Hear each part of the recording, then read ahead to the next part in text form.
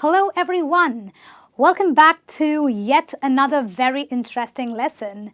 I had a wonderful weekend. Want to know why? Well, I managed to read two of my favorite books. Now, I'll tell you what, this book was a lot more interesting than this one. Or shall I say, this book was not as interesting as this one. Which one do you think is correct? Confused? Well, I would also be confused. However, you don't need to be confused anymore because today's lesson is going to deal with how we can talk about similarities and differences when we are going to draw or compare adjectives of various things. And of course, learning English is all about saying different things in the right way or in different ways, correct? So today's lesson is going to show you how you can compare and contrast various different adjectives while you are talking. So stay tuned. I'm Seema and I'll show you how to compare and contrast.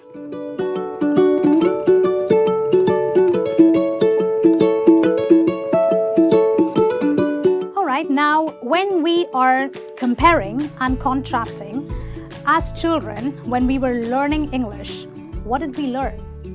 We were always told about using the positive, the comparative, and the superlative forms of adjectives, right?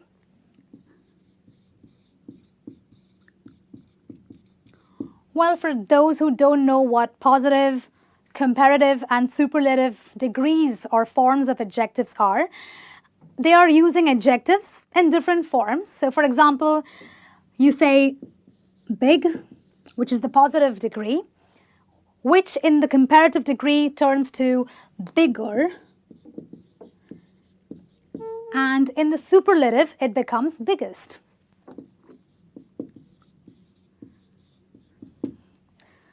So if I am smart, you are smarter, and someone else could be smartest, right?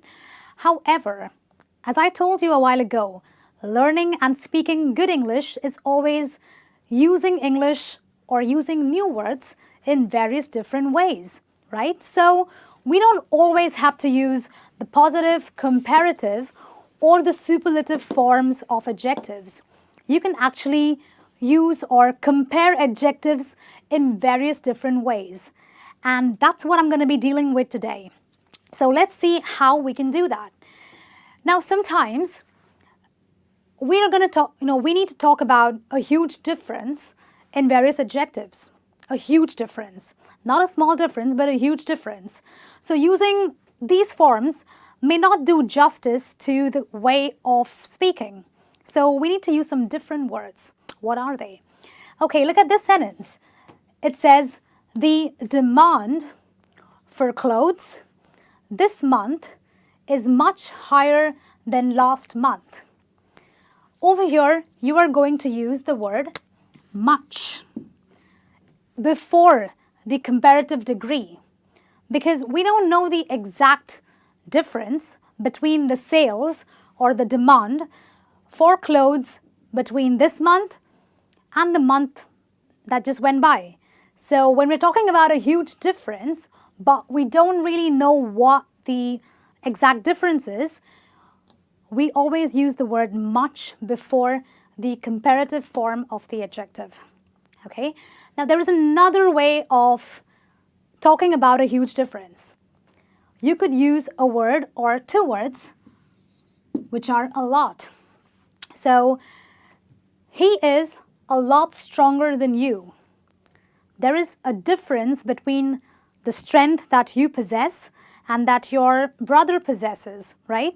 But you don't know the exact difference, but it is a huge difference. So you can say he is a lot stronger than you.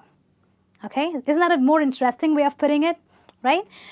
The third way of doing that is by using another set of words, which could be more. So you can say this watch is more cheaper than the one you wore last night. Because over here again, you don't have to just use the comparative form.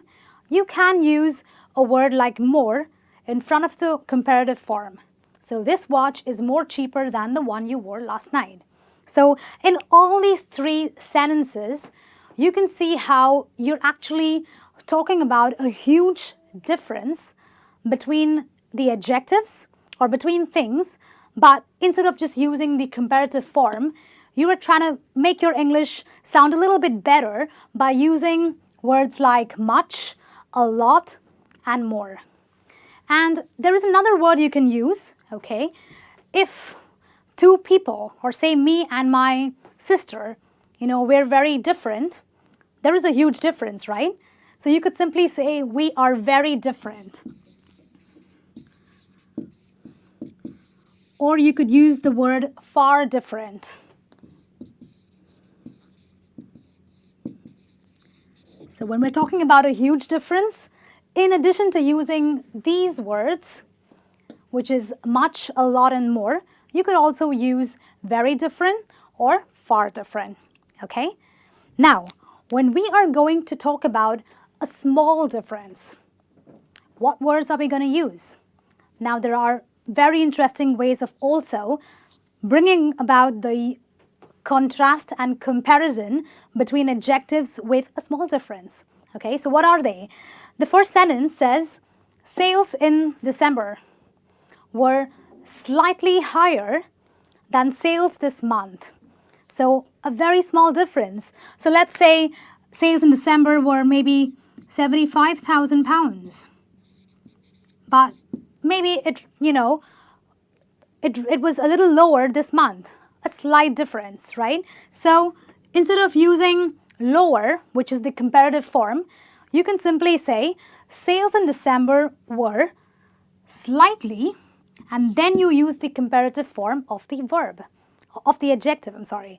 So instead of just using the comparative form, again, you can use a word like slightly to show the small difference between the adjectives.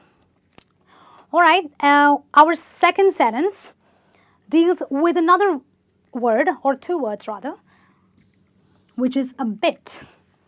To show a small difference, you could say, you are a bit taller than me, probably half an inch, right? It's a small difference, but you don't want to talk about inches. That's too technical, right? So you will just say, you're a bit taller than me, or you're slightly taller than me, okay? The third sentence is, these are not much more prettier than those, okay? So when you are saying not much more, again, you are talking about a difference which is very, very tiny, a very small difference, okay? That's when you say, these are not much more prettier than those, or these are not much more expensive than the one you wore yesterday, okay? So these are the different ways in which you will talk about comparing or contrasting adjectives when you want to talk about a huge difference between adjectives or a small difference. Sometimes you also want to make comparisons even when there is no difference. So instead of being boring and talking about, technical things like a person's height or their weight or their age, you can use some words that show that there is no difference between people's height, weight, or let's say any other adjective that you can possibly think about. Okay, so if we're talking about comparing even though there is no difference, there are some more interesting words or ways of speaking to do that. So we've got a sentence which says, he's exactly the same age as my brother.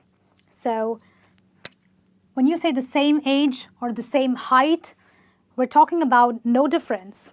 But we don't want to talk about the same height. We don't want to get into the technicality. So we may just use the word same followed by whatever you're comparing.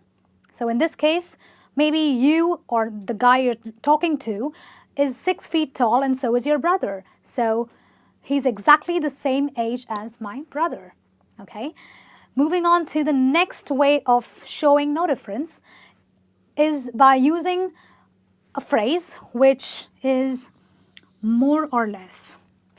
More or less again denotes no difference, which means it's very similar, right? So the flowers are more or less the same color as our curtains. So maybe your curtains are a nice shade of pink, a soft pink, and the flowers you're looking at that you're comparing happen to be the same color.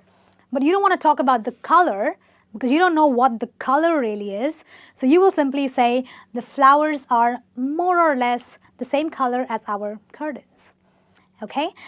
The next sentence compares food. We all love to compare food, right? This food's more bland, that food's more spicy, that food's more tastier. But we can compare even though there is no difference. How do you do that? So we're talking about Thai food. So Thai food is similar to Chinese food. So when there is no difference between the two foods, you can use a phrase which says similar to. So Thai food is similar to Chinese food, which in other words means that there is no difference between the two foods. Okay? Well, that's it from me on this lesson about how you can compare and contrast and thus effectively bring about the similarities and differences when you are using adjectives. I'm sure if you use them in the right way while talking, your English is going to definitely improve. So I'll be back with some more lessons. Until then, this is me saying keep practicing. Take care.